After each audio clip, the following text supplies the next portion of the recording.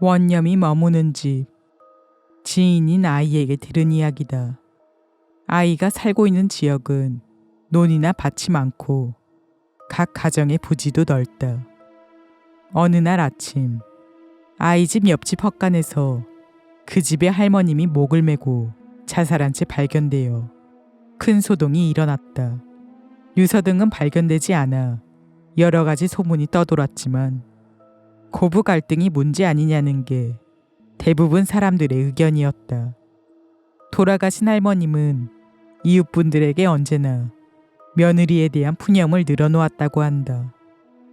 그러나 기가 센 할머님이었기 때문에 자살 같은 걸 할까 싶어 모두 의문을 품었다고 한다.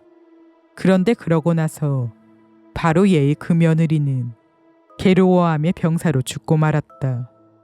그때도 할머님의 집벌이라며 뒤에서 소문이 돌았다. 틀림없는 병사였기 때문에 집벌인지 아닌지 진실에 대해서는 그 가족도 알 수 없었다고 한다.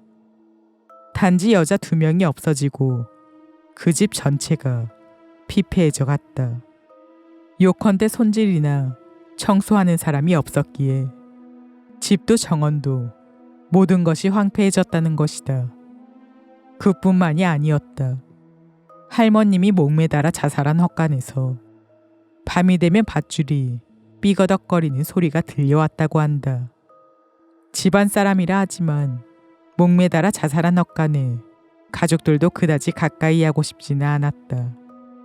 그러나 밤마다 매일 들려왔기 때문에 할 수 없이 가족이 헛간 문을 열어두니 소리는 뚝 그쳤다고 한다. 그래서 할머님이 목을 매달고 죽은 장소로 올려다 보니 처분했을 터인 밧줄이 걸려 있었다는 것이다.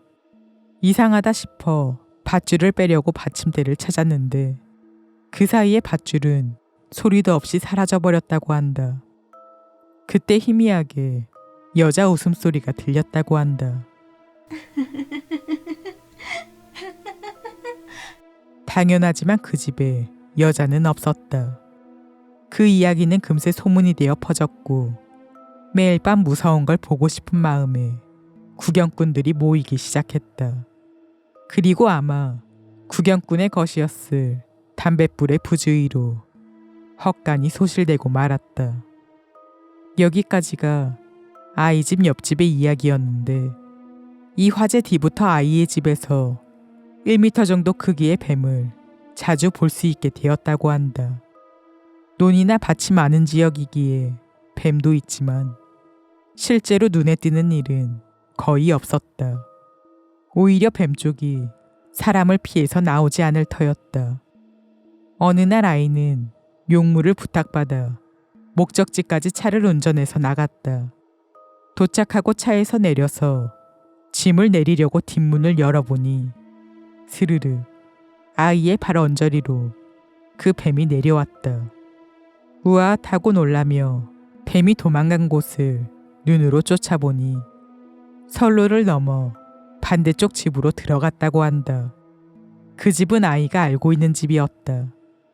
이전에 옆집 할머님이 목매달아 자살하고 그 뒤 바로 병사에서 돌아가신 며느님의 본가였다고 한다.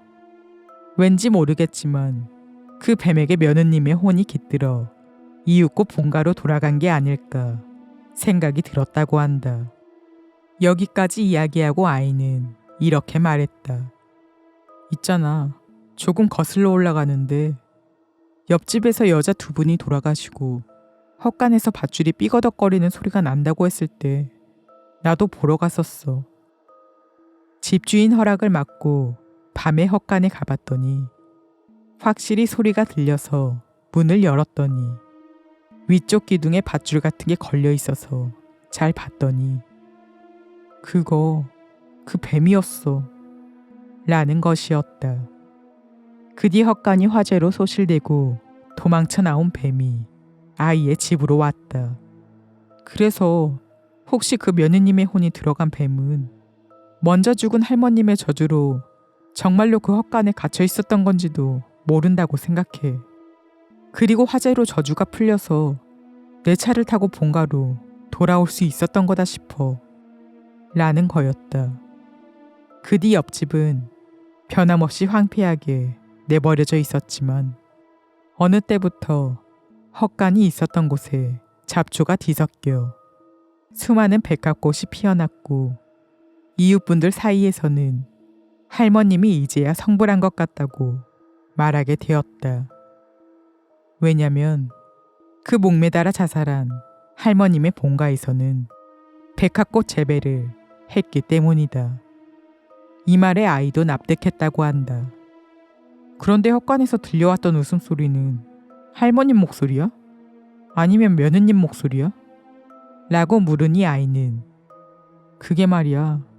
그 집 가족이 들었던 한에서는 어느 쪽도 아니었대. 라는 것이다. 그럼 누구야? 라고 내가 물으니 아이는 조금 곤란한 표정을 지으며 첫째 며느님, 할머님과 사이가 엄청나게 안 좋아서 나갔던 모양이야. 맨 처음 며느님. 나갔던 모양이야. 라니 어떻게 된 거야? 라고 물으니 이혼 서류를 두고 도망쳤다고 할머님이 말하고 다녔으니까. 라는 것이었다.